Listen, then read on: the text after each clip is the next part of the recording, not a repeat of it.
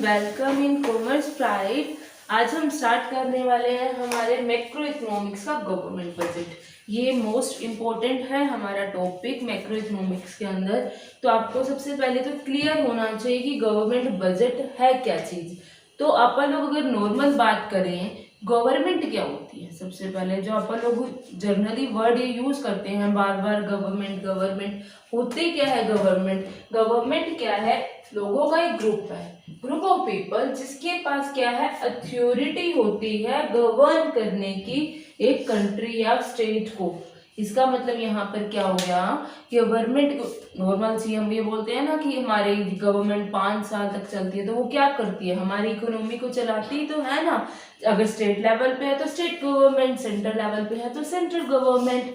अब ये तो बात होगी गवर्नमेंट की। अब बजट क्या होता है, ये भी बहुत कॉमन सा वर्ड है बजट। बजट का मतलब क्या है, अगर सारा कुछ छोड़ो हम घर का एग्जांपल लगाते हैं, ठीक है। घर का एग्जांपल क्या है, हमारे फादर आए, उन्होंने हमारी मदर को दिए 20,000। भाई बोला तो ये 20,000 है, पर इस महीने का खर्चा कैसे करना है अब तू देखिए। तो उनको क्या मिल गया, ये बजट मिल गया 20,000। 20,000 के अंदर वो कहाँ कहाँ कैसे कैसे पैसे लगाएंगे। अब बच्चों की एजुकेशन के लिए भी चाहिए, बच्चों की हेल्थ के लिए भी चाहिए, कुछ सेविंग भी चाहिए, किचन का भी चाहिए, अदर भी चाहिए। क्या सिर्फ यही बजट है? नहीं। जो हम बजट पढ़ेंगे इसके अंदर सिर्फ एक्सपेंडिचर की बात नहीं होगी, इस एक्सपेंडिचर के साथ साथ प्लस जो ये 20,000 इनकम है दोनों की बात होगी। इसका मतलब क्या हुआ, बजट के अंदर सिर्फ एक्सपेंडिचर की बात नहीं हो रही है। ये 20,000 इनकम भी तो आई थी, इसका मतलब 20,000 रिसिप्ट भी तो हुआ था। तो बजट की जब बात हम करते हैं वहां पर हम बात करते हैं कि उसके अंदर कितनी हमारे को रिसिप्ट हो रही है और कितना हमारा एक्सपेंडिचर हो रहा है। दोनों चीजों को एक साथ लेकर चला सकता है। ये क्लियर हुआ। नॉर्मल सी सेंस में दोबारा बात करते हैं। गवर्नमेंट जो हमारी कंट्री है उसको गवर्न करती है, बेशक वो स्टेट लेवल पे करे, बेशक वो हमारे नेशनल लेवल पर करे, तो स्टेट गवर्नमेंट और सेंट्रल गवर्नमेंट हो जाती है। उसके बाद हमने बजट की बात करी, तो बजट क्या होता है, एक मॉनेटरी फॉर्म में होता है जिसके अंदर हम लोग देखते हैं कितनी हमारे को रिसिप्ट हो रही है और कितनी हमारे को पेमेंट हो रही है। यहाँ तक क्लियर हुआ। ये तो हमारी अलग अलग बात हो गई। अब ये देखिए, अब बात है गवर्नमेंट बजट की। अभी तक हमने बजट और गवर्नमेंट की बात करी ना, तो गवर्नमेंट बजट क्या है? गवर्नमेंट बजट एक क्या है, एनुअल स्टेटमेंट है। यहाँ से हमें ये पता चला कि वो क्या है, पूरे एक साल की बनती है, कोई मंथ वाइज नहीं बनती है। पूरे एक साल के लिए हमारा बजट बनाया जाता है जो शो करता है एक एस्टिमेटेड। अब देखिए, अब पहले बजट बनाएंगे ना, ये तो है नहीं कि वो चीज हो चुकी है उसके बाद हम बजट बना रहे हैं। पिछले साल यही हुआ था, उसका अब बजट बना रहे हैं, तो उसका कोई बेनिफिट ही नहीं है ना बेनिफिट। तो यही चीज यहाँ पर बोली गई है, जो हम बजट बना रहे हैं वो बजट किसके लिए है, फ्यूचर के लिए। साथ के साथ क्या है, एक एस्टिमेटेड है, अंदाजा है किस चीज का, कितनी आपको रिसिप्ट हो रही है और कितने आपके एक्सपेंडिचर है ड्यूरिंग अ फाइनेंशियल ईयर। चाहे फिजिकल ईयर आ जाए चाहे फाइनेंशियल ईयर आ जाए, दोनों एक ही बात है। जो आपका ईयर चल रहा है उसके लिए, मतलब मान लो कि अब 1 फरवरी को हमारा बजट आ जाएगा, तो 1 फरवरी को जो बजट आएगा ये थोड़ा ना जो पास्ट में जा चुके हैं उसके लिए बजट है, जो इन फ्यूचर में आने वाला है उसके लिए बजट होता है ना। तो वही है एक फाइनेंशियल ईयर के लिए। हम किसको लेते हैं फाइनेंशियल ईयर? 1 अप्रैल से 31 मार्च को काउंट करते हैं। क्लियर हुआ यहाँ तक। उसके बाद यहाँ पर बात की गई है, छोटी छोटी बेसिक सी बात है। फर्स्ट तो जो हमारा गवर्नमेंट बजट है वो कौन पास करता है, हमारे पार्लियामेंट के अंदर हमारा बजट पास होता है। क्लियर हुआ। दूसरा, वहां पर एनुअल फाइनेंशियल बजट नहीं बोला जाता, वहां क्या बोला जाता है, हमारा होता है उसे क्या बोला जाता है, वार्षिक वित्तीय विवरण। इसका मतलब यहाँ पर हम लोग पूरे, मतलब है तो इन शॉर्ट हिंदी में हमारा बोला जाता है। और दूसरी बात है, जो हमारा बजट बनता है मेनली सेंट्रल गवर्नमेंट के ऑथराइज होता है, वो उसका आर्टिकल क्या है, आर्टिकल 112। उसके बाद जो स्टेट गवर्नमेंट का है तो उसका आर्टिकल क्या है, 20 टू, क्योंकि हर गवर्नमेंट अपने लेवल पर बजट क्रिएट करती है। सेंट्रल गवर्नमेंट है तो पूरी के पूरी इंडिया को कवर करके चलेगी। अब अलग अलग हमारे स्टेट्स हैं तो उसके रिगार्डिंग भी अलग अलग बजट आता है कि हाँ जी उस बजट को कैसे कैसे यूटिलाइज करना है, कहाँ से हमारी इनकम जनरेट होनी है, वो हमारे किस में आ जाएगा, स्टेट लेवल पर। उसके बाद यही बोल रखे हमें किससे अप्रूवल लेनी पड़ेगी, पार्लियामेंट से अप्रूवल लेनी पड़ेगी। और साथ साथ यहाँ पर बोला गया है ये क्या है, एक एस्टिमेटेड होता है, एक अनुमान लगाया जाता है। किस चीज का अनुमान लगाया जाता है कि कितनी रिसिप्ट होनी है और कितने हमारे एक्सपेंडिचर होने हैं, जो कि क्या है, प्लान्ड है। यहाँ पर प्लान्ड वर्ड क्यों यूज किया गया, क्योंकि ये फ्यूचर के लिए है, अब के लिए नहीं है। जो मैंने बजट बनाया वो इन फ्यूचर हमारा एप्लीकेबल होगा, इसलिए यहाँ पर क्या है, प्लान्ड है, ठीक है, जिसके अंदर गवर्नमेंट अपने ऑब्जेक्टिव को अचीव करती है। अब एक छोटी सी इंफॉर्मेशन आप और ले लीजिए, देखिए 1999 से लेकर 2016 तक हमारा जब बजट आता था वो फैब के लास्ट में आता था, ठीक है। इसके अंदर हमारा रेलवे बजट और जो जनरल बजट है, वो जो एनुअल बजट है, वो दोनों अलग अलग आते थे। बट आफ्टर तुम्हारा 1 फैब 2017 से आपका 1 फैब को ही बजट आना स्टार्ट हुआ था, और इसके अंदर आपका रेलवे बजट और जनरल बजट दोनों इकट्ठे आते हैं। बात कर रहे थे किसकी, गवर्नमेंट बजट की। गवर्नमेंट बजट एक स्टेटमेंट है जिसके अंदर क्या था, हम एक एस्टिमेटेड रिसिप्ट होती है, एस्टिमेटेड एक्सपेंडिचर होते हैं हमारे गवर्नमेंट के, जो कि हमारे गवर्नमेंट पॉलिसी, मतलब गवर्नमेंट क्या करेगी, गवर्नमेंट बजटरी पॉलिसी क्रिएट करती है गवर्नमेंट। उसके अंदर उसका जो मेन मोटिव होता है 2 ऑब्जेक्टिव को अचीव करना। क्या है, एक ग्रोथ है, दूसरी क्या है, स्टेबिलिटी। अदर ऑब्जेक्टिव भी है बट मेनली हम 2 को लेके चलते हैं, क्योंकि ये दोनों ओवरऑल सारे पॉइंट्स को कंसीडर कर लेते हैं। ये तो हमारा सारा हो गया गवर्नमेंट बजट। अब उसके ऑब्जेक्टिव क्या है, किस लिए गवर्नमेंट बजट बनाया जाता है। तो फर्स्ट अभी बोला था ना, मेन तो 2 हैं, ग्रोथ एंड स्टेबिलिटी, बाकी अदर भी हमारे हैं। तो अदर में सबसे पहले जो आता है वो यही है, जीडीपी की ग्रोथ होना। तो जीडीपी की फुल फॉर्म क्या होती है, ग्रॉस डोमेस्टिक प्रोडक्ट होती है। इसके अंदर हम लोगों ने क्या करना है, रियल जीडीपी की ग्रोथ करनी है। रियल जीडीपी ग्रो कैसे करेगी, 2 तरीके से, क्योंकि हमारे यहाँ कौन सी इकोनॉमी है, मिक्स्ड इकोनॉमी है। तो हमारा पब्लिक सेक्टर का भी रोल होता है, साथ साथ प्राइवेट सेक्टर का भी रोल होता है ना, दोनों सेक्टर का रोल। तो यही चीज बोली गई है, हमने क्या करने हैं, पब्लिक सेक्टर पर भी इन्वेस्टमेंट करने हैं, तो पब्लिक इन्वेस्टमेंट एक्सपेंडिचर करने पड़ेंगे। अगर हम पब्लिक इन्वेस्टमेंट एक्सपेंडिचर करते हैं तो उससे हमें क्या फायदा होगा, जॉब अपॉर्चुनिटीज मिलेंगे ना। अगर गवर्नमेंट अपना एरिया इंक्रीज करती है, बैंकिंग सेक्टर इंक्रीज कर दिया, या किसी भी कंपनी को इंक्रीज कर दिया, या किसी भी तरीके से करती है, तो उससे क्या होगा, लोगों को एम्प्लॉयमेंट मिलेगी। जिससे एम्प्लॉयमेंट मिलेगी तो उनकी एक्सपेंडिचर करने की कैपेसिटी बढ़ेगी, जिससे हमारी क्या होगी, नेशनल इनकम की में ग्रोथ होगी। दूसरा क्या बोल रखा है, हमने क्या करना है, प्राइवेट सेक्टर को भी साथ लेके चलना है। अब प्राइवेट सेक्टर को साथ ले चलने का यहाँ पर क्या मतलब है कि प्राइवेट सेक्टर देखो अपने आप तो हम करेगा नहीं। अब फॉर एग्जांपल एक ऐसा एरिया है, वहां पर आपकी प्रोडक्टिविटी अच्छी हो सकती है, रिसोर्सेज अच्छे हैं, लेकिन वहां जाने का जो रोड है या वैसा कोई सोर्स है वो अच्छा नहीं है। तो गवर्नमेंट ने क्या किया, वहां पर एक रोड बनवा दिया, ठीक है। अब प्राइवेट सेक्टर वहां जाएगा, ऑटोमेटिकली जाएगा, अगले को प्रॉफिट चाहिए, क्योंकि प्राइवेट सेक्टर सिर्फ प्रॉफिट के पीछे भागेगा। अब इसमें हेल्प किसने करी, पब्लिक सेक्टर ने करी ना। अगर पब्लिक और प्राइवेट दोनों मिलकर काम करेंगे तो ऑटोमेटिकली जीडीपी की क्या होगी, ग्रोथ होगी ना। तो गवर्नमेंट बजट इसी हिसाब से बनाया जाता है ताकि प्राइवेट सेक्टर को भी बेनिफिट हो, पब्लिक सेक्टर को भी बेनिफिट हो, जिससे क्या हो, ओवरऑल हमारी ग्रोथ हो। समझ आया जीडीपी की ग्रोथ कैसी होगी। अब सेकंड क्या बोल रखा है, एलोकेशन ऑफ रिसोर्सेज को किस तरीके से एलोकेट किया जाए, क्योंकि देखो जैसे हमारी इकोनॉमी है ना, क्या होता जा रहा है, जो रिच पर्सन है और रिच और रिच और रिच और रिच होता जा रहा है, जो पुअर है और डाउन और डाउन और डाउन और डाउन होता जा रहा है। तो जिससे इक्वेलिटी क्या हो रही है, वो ज्यादा उसमें गैप होता जा रहा है। देखो पहले यहाँ तक थे, रिच रिच होता जा रहा है, पुअर पुअर होता जा रहा है, तो गैप हमारा इंक्रीज हुआ ना, कितना सारा हमारा यहाँ पे गैप इंक्रीज हो गया। तो वही चीज है। अब गवर्नमेंट क्या करेगी, अब गवर्नमेंट तो इनकम को भी देखती है और साथ साथ एक्सपेंडिचर को भी देखती है। देखती है, दोनों चीज़ों को देखती है ना। तो गवर्नमेंट ने क्या सोचा, जो पर्सन्स हैं जिनकी अर्निंग बहुत अच्छी है उससे हम क्या ले लेते हैं, टैक्स ले लेते हैं। ठीक है भाई, हाँ, प्रोग्रेसिव सिस्टम हमारे यहाँ पर चलता है ना, जैसे जैसे इनकम जनरेट होती जाएगी वैसे वैसे हमारा टैक्स भी क्या होता जाएगा, बढ़ता जाएगा। तो वही है, टैक्स बढ़ता जाएगा। अब जो पर्सन्स इतना अफोर्ड नहीं कर पाते हैं, मतलब इन शॉर्ट उनकी इनकम नहीं है, तो उन्हें क्या कर दो, सब्सिडीज दे दो।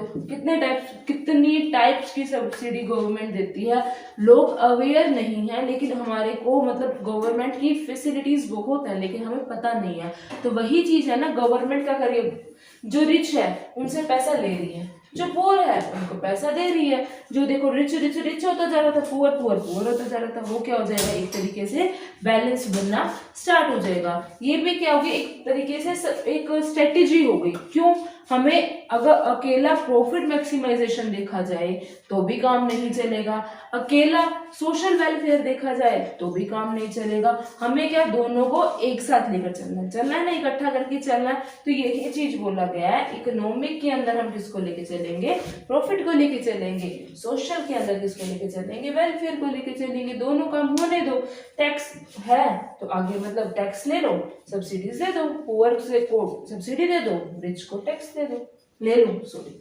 उसके बाद हम लोग क्या करेंगे, इस तरीके से प्रोडक्टिविटी करेंगे कि हमें क्या हो, बेनिफिट हो, डायरेक्टली या इनडायरेक्टली तरीके से। जैसे मैंने लास्ट एग्जांपल दिया रोड का, अब वहाँ पे प्रोडक्टिविटी अच्छी हमारी हो सकती थी ना हमारी प्रोडक्टिविटी अच्छी, लेकिन हम लोगों ने वहाँ पर रोड बना दिया जहाँ से प्राइवेट सेक्टर जाएगा, तो डायरेक्टली नहीं तो इनडायरेक्टली तरीके से एक हमको क्या दे रही है, एक वे तो दे रही है ना किस तरीके से हम लोगों को अर्निंग करनी है। तो दोनों समझ आए। हमारा नेक्स्ट जो ऑब्जेक्टिव है वो है provision for public goods. Provision for public goods के अंदर हम लोग क्या करेंगे, हमें प्रोविजन का मतलब क्या हो गया कि हम लोग क्या कर रहे हैं, किसी चीज को सेव कर रहे हैं, यही होता है ना। तो यही कह रहे हैं हमें क्या करना है, इस तरीके से क्रिएट करना है कि जो लोग हैं उनको उसका बेनिफिट मिले।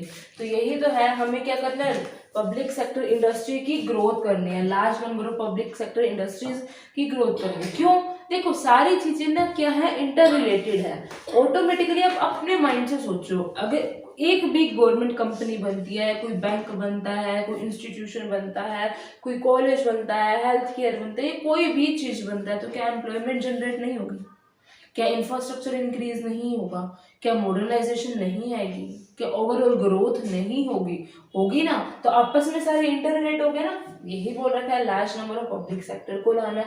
अब लॉ और ऑर्डर इस तरीके से लाने हैं जो हमारी कंट्री है उसमें कमी है, वो कमी क्या हो सके, दूर हो सके। अब रिसोर्सेज हैं, अब रिसोर्सेज तो नॉर्मल सी बात अब लगाओ, जो हमारे पास रिसोर्सेज नहीं है वो हम आर्टिफिशियल तो क्रिएट कर नहीं सकते, जो बाय नेचर है वो तो हम आर्टिफिशियल क्रिएट कर नहीं सकते। लाइक का पेट्रोल हमारे इंडिया में इतना ज़्यादा नहीं है ना। तो हम क्या कर रहे हैं, उसकी जगह हमने क्या नई चीज़ स्टार्ट करी, इलेक्ट्रिसिटी वाली हमारे व्हीकल स्टार्ट कर दिए। तो ये सारी चीज़ें क्या है, हम इस तरीके से कर रहे हैं ना, जिस चीज़ की कमी है उस चीज़ को दूर करो। जैसे डिफेंस प्रोडक्ट है उस चीज़ में इम्प्रूवमेंट करो। ये नहीं कह रहे कि आप लोग इम्पोर्ट ही मत करो, यहाँ पर इस चीज़ को लेके नहीं किया गया, लेकिन आपके पास अगर सब्सटीट्यूट है तो आप उसको चूज कर सकते हैं ना। लेकिन जो नेसेसरी की चीज़ हमें चाहिए ही चाहिए है तो आप बाहर से मंगवाइए। तो वही चीज़ है कि हम इस तरीके से करें, या लॉ एंड ऑर्डर इस तरीके से बने कि जो लोअर सेक्टर है उसको भी बेनिफिट मिले, साथ साथ बजट जो हम इस तरीके से फंडिंग करेंगे कि लोगों तक पहुंचे भी। जैसे ये लगा लीजिए गवर्नमेंट देती है, ये डिपो सिस्टम वगैरह हमारे यहाँ पर है, तो गवर्नमेंट ने तो ऑथराइज्ड कर दिया, गवर्नमेंट तो दे रही है, लेकिन वहाँ तक पहुँचे भी तो सही ना। तो मेन चीज़ तो वहाँ तक पहुँचना है, जो पुअर पीपल्स है वहाँ तक पहुँचाना है, तभी तो सारा काम होएगा। तभी तो यहाँ प्रोविजन वर्ड यूज़ किया गया, provision for public goods. Next क्या बोल रहा है, हमने क्या करना है, रीडिस्ट्रीब्यूशन करना है इनकम और वेल्थ का। ये भी हम इनडायरेक्टली वैसे तो पहले भी डिस्कस कर चुके हैं। क्या, जो रिच हैं और रिच होते जा रहे हैं, जो पुअर हैं और पुअर होते जा रहे हैं, तो इसका मतलब क्या, डिस्ट्रीब्यूशन हमारा प्रॉपर नहीं है। हमें क्या करना पड़ेगा, दोबारा से उसका डिस्ट्रीब्यूशन करना पड़ेगा। आप लोगों ने अभी बात करी थी कि अगर मान लो हम लोगों को डिस्ट्रीब्यूशन ढंग से करना है तो हम क्या करें, टैक्स की पॉलिसी थोड़ी आसान कर दें। देखो, गवर्नमेंट का मेन मोटिव अगर है तो वो क्या है, मतलब बजट बना रही है या नॉर्मल भी लगाया जाए तो गवर्नमेंट का मेन मोटिव क्या है, ग्रोथ करना और स्टेबिलिटी बना के रखना, यही चीज है ना। ग्रोथ चाहे मैं करूं या कोई और करे, गवर्नमेंट को तो ग्रोथ से मतलब है। तो गवर्नमेंट ने क्या करा है, एक इनडायरेक्ट तरीके से इंफ्रास्ट्रक्चर को इम्प्रूव करने के तरीके निकाले, जिसका एक बहुत अच्छा एग्जाम्पल है स्पेशल इकोनॉमिक जोन सेस। ये क्या है, गवर्नमेंट ने ये बोला कि ऐसे एरिया में अगर आप इंडस्ट्री लगाते हो या अपना बिजनेस सेटअप करते हो कि वहां पर ग्रोथ नहीं है, काफी टाइम से ग्रोथ नहीं हो रही है, हमें ग्रोथ करनी है, तो वो क्या करेंगे, अगर मान लो कोई प्राइवेट सेक्टर वहां ग्रोथ करता है, अब गवर्नमेंट क्या करेगी, देखिए टैक्स लेगी, टैक्स लेके वहां पर लगाएगी, करेगी ना। इस अच्छा, गवर्नमेंट ने क्या स्ट्रेटेजी अपनाई कि आप आओ, आप अपना बिजनेस सेटअप करो, बिजनेस आप सेटअप करोगे तो वहां का इंफ्रास्ट्रक्चर ऑटोमेटिकली इंप्रूव हो गया ना, आपको टैक्स फ्री कर देंगे कुछ टाइम के लिए या रिडक्शन दे देंगे, वो डिपेंड करते हैं एरिया टू एरिया की कैसी सिस्टम है आपका, मतलब किसी में टैक्स कम किया जाता है, किसी में कुछ टाइम के लिए फ्री भी किया, मतलब टैक्स फ्री किया जाता है, ऐसे अलग अलग तरीके से हमारा होता है। तो वही चीज है, अब हमने क्या करना है, डिस्ट्रीब्यूशन सिस्टम ठीक करना है। फर्स्ट स्टेज तो हमारा क्या है, टैक्स का जो डिस्ट्रीब्यूशन सिस्टम है वो ठीक करें, जो रिच है उससे हम टैक्स लें, जो पुअर है हमें सब्सिडीज दें। दूसरी चीज हम लोगों ने क्या बोली है, जैसे वो बोल रखा है, मतलब सेस वगैरह इन चीजों का भी अडोप्ट किया जाए, तभी तो रिच और पुअर क्या होंगे, बराबर होंगे ना, तभी तो क्या आएंगे, सोशल जस्टिस आएंगे। सारे पॉइंट्स आपस में इंटर रिलेट करते हैं, क्योंकि सारे पॉइंट ग्रोथ और स्टेबिलिटी को कवर कर लेते हैं। इसीलिए जैसे अभी मैंने रीडिस्ट्रीब्यूशन के अंदर आपकी अभी बात करी थी स्पेशल इकोनॉमिक जोन की, लेकिन अब मैं स्पेसिफिक रूरल एरिया की बात कर लूँ तो बैलेंस बना के चलना है। रूरल मतलब जो थोड़ा सा पिछड़ा हुआ है, बैक है, मतलब ऐसा एरिया, तो उनका एरिया कैसे, अब वही बात हुई ना, इंफ्रास्ट्रक्चर इंप्रूव करना, तो ये देखिए इंफ्रास्ट्रक्चर को इंप्रूव करो। अभी आपको स्पेशल इकोनॉमिक जोन का एग्जांपल दिया था, वो भी यहाँ पर हम लोग कवर कर रहे हैं, और साथ साथ देखो टैक्स का दिया था वो भी यहाँ, क्योंकि हमारे यहाँ पर क्या है, इतनी अच्छी इकोनॉमी नहीं है, ठीक है ना। हमारे यहाँ पहले क्या थी, स्टेगनेंट इकोनॉमी थी, ठीक। अभी भी हमारी वैसे तो बैकवर्ड इकोनॉमी ही है, इतना ज्यादा हम डेवलप, पहले से बहुत डेवलप हुए हैं बट अभी इतना डेवलप नहीं हुए हैं, अभी भी हमारी इकोनॉमी क्या है, बैकवर्ड है। तो हमें उनमें क्या करनी है, ग्रोथ करनी है। ग्रोथ कब होगी, जब रीजनल इम्बैलेंस को हम रीजनल इम्बैलेंस को बैलेंस करेंगे, तभी होगा ना। वो कब होगा, जब हम लोग क्या करेंगे, प्रॉपर सेटअप करेंगे। प्रॉपर सेटअप का मतलब क्या है, इस तरीके से अपनी इकोनॉमी को चलाएंगे, इस तरीके से बजट बनाएंगे कि उसका बेनिफिट हर किसी को मिले, ठीक है। नई नई अपॉर्चुनिटी जनरेट हो, नई नई चीजें क्रिएशन हो, तभी तो फायदा होगा ना। तो वही कह रहे हैं, हमें क्या करना है, बैलेंस बनाना है। ये सारे किसके ऑब्जेक्टिव है, गवर्नमेंट बजट के, कि जब गवर्नमेंट बजट बनाएगी तो इन चीजों का ध्यान रखेगी। क्लियर हुआ। तो यहाँ पर क्या है, हमारे जो बैकवर्ड रीजन है उसको क्या करो, टैक्स के जो रेट है या उसको थोड़ा लिबरल कर दो, आसान कर दो, सहज ले आओ, इकोनॉमिक जोन आ गया। उसके बाद क्या, हम इंफ्रास्ट्रक्चर भी हम क्या करें, इम्प्रूव करें। लास्ट 2 ऑब्जेक्टिव रह गए, पहला क्या, एम्प्लॉयमेंट की अपॉर्चुनिटी देना, दूसरी क्या, इकोनॉमिक की स्टेबिलिटी करना। जब हम इकोनॉमिक की अपॉर्चुनिटी की बात करते हैं, अपॉर्चुनिटी देखो आपकी, सॉरी, एम्प्लॉयमेंट की अपॉर्चुनिटी की बात करते हैं, तो एम्प्लॉयमेंट की अपॉर्चुनिटी का मतलब क्या है कि हम क्या करना चाह रहे हैं, ज्यादा से ज्यादा जॉब देना चाह रहे हैं, एम्प्लॉयमेंट देना चाह रहे हैं, किसको, अनएम्प्लॉयड लोगों को। वो कैसे दोगे, जब आप इन्वेस्टमेंट, अब लोगों को एम्प्लॉयमेंट तब मिलेगी जब आप अपना एरिया इंक्रीज करोगे।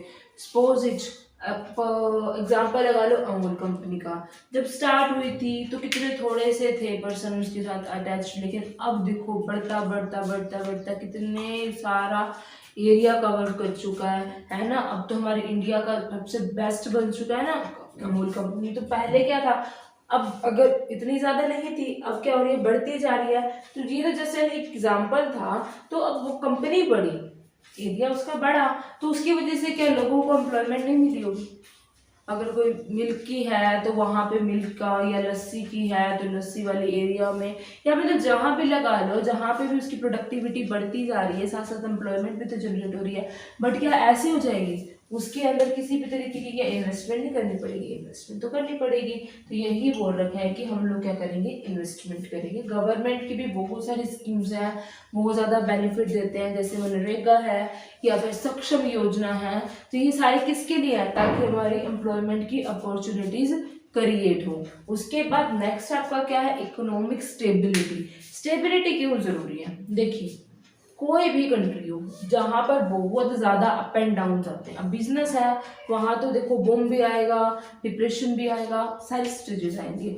अगर कोई भी कंट्री है, कोई भी लगा लो, इंडिया है या कोई है, वहाँ पर इन्फ्लेशन और डिफ्लेशन बहुत ज़्यादा आते हैं, तो उन्हें कंट्रोल करने में थोड़ी सी दिक्कत हो जाती है। तो गवर्नमेंट क्या सोचती है कि हमारी इस तरीके से हम लोग स्ट्रैटेजीज बनाए, इस तरीके से बजट को क्रिएट करें कि हमारी इकोनॉमी स्टेबल हो जाए। अब ऐसे कैसे होगा, तो देखिए यही बात कर रखी है कि इंडिया के अंदर क्या है, मिक्स्ड इकोनॉमी है।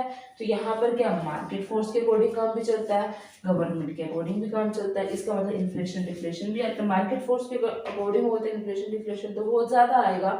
तो हम क्या करेंगे, मैनेज करेंगे। अब किस चीज़ को मैनेज करेंगे, जो हमारे रेवेन्यू है और एक्सपेंडिचर है उनको इस तरीके से मैनेज करें कि हमारे जीडीपी की क्या होनी चाहिए, ग्रोथ होनी चाहिए। अगर हमारी जीडीपी की ग्रोथ होती है, इन्फ्लेशन का टाइम आ रहा है तो एक्सपेंडिचर आप कम कर दीजिए, डिफ्लेशन का टाइम आ रहा है तो एक्सपेंडिचर बढ़ा दीजिए। अब इस चीज को तो बैलेंस बना के चलना पड़ेगा ना, तभी तो जो अप एंड डाउन आ रहे हैं उसको हम क्या कर पाएंगे, कंट्रोल कर पाएंगे कुछ हद तक, कुछ हद तक। फुल्ली हम नहीं कर सकते क्योंकि मार्केट फोर्स के अकॉर्डिंग है। तो ये क्या था, लास्ट ऑब्जेक्टिव था हमारा इकोनॉमिक स्टेबिलिटी का। आज हमने क्या पढ़ा, गवर्नमेंट बजट क्या होता है, उसके बाद उसके मेनली जो इसके ऑब्जेक्टिव्स की बात की गई थी, मेन ऑब्जेक्टिव ग्रोथ है और स्टेबिलिटी है। बाकी अदर बहुत सारे हमने ऑब्जेक्टिव पढ़े, जैसे एम्प्लॉयमेंट जनरेट करना या फिर आप लगा जीडीपी की ग्रोथ करना, इस तरीके से हमने पढ़े थे ना कि दोबारा से रिडिस्ट्रीब्यूशन करना। अभी हमने सारे के सारे पॉइंट्स पढ़े, ये इसके क्या थे, ऑब्जेक्टिव्स थे। नेक्स्ट वीडियो के अंदर हम इसके कंपोनेंट्स पढ़ेंगे। वैसे हमारे कंपोनेंट्स कौन से हैं, 2 कंपोनेंट्स हैं। जो एक क्या हम रिवेन्यू करते हैं, मतलब हमारे पास आ रहा है, रिसिप्ट हो रही है, सॉरी रिसिप्ट या फिर एक्सपेंडिचर। अब रिसिप्ट के अंदर भी आगे उसके पार्ट्स हैं, एक्सपेंडिचर के भी आगे पार्ट्स हैं। गवर्नमेंट किस तरीके से रिसिप्ट को क्रिएट करती है, कैसे एक्सपेंडिचर लगाती है, ये सारा का सारा हमारा क्या होगा, सेकेंड पार्ट में। Thank you. अगर आपको वीडियो पसंद आए तो उसे ज़्यादा से ज़्यादा लाइक, शेयर एंड सब्सक्राइब करें।